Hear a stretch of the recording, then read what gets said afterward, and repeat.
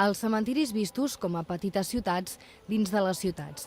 És la filosofia que vol transmetre l'exposició La ciutat del marbre, al Museu Diocesà.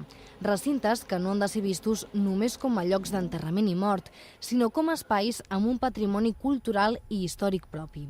De fet, el pas del temps queda reflectit en tombes, escultures i mausoleus gràcies a la seva estètica, des del classicisme fins al modernisme. Hi podem trobar la nostra cultura, la nostra història, el món de l'art, hi podem trobar la tendresa, la sensualitat, l'humor, en fi, totes les coses que podem trobar a la vida les podem trobar també en el cementiri.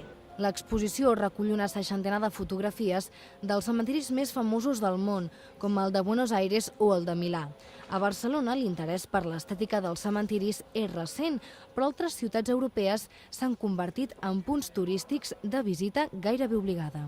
És el cementiri de Père Lachaise, a París, que està considerat el segon centre d'atracció de visitants de la ciutat francesa, de París, després de la Torre Eiffel.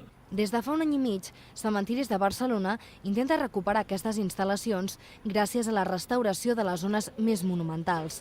Els que s'hi passen tot el dia allà diuen que ja no és tan estrany veure passejant pels cementiris de Montjuïc o Poblenou desenes de turistes estrangers.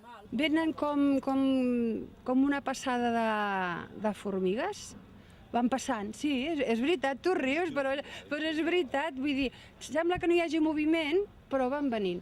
En 4 anys, 600 persones han participat també en els itineraris que s'organitzen al cementiri de Poblenou i s'espera obrir en breu noves rutes també a Montjuïc.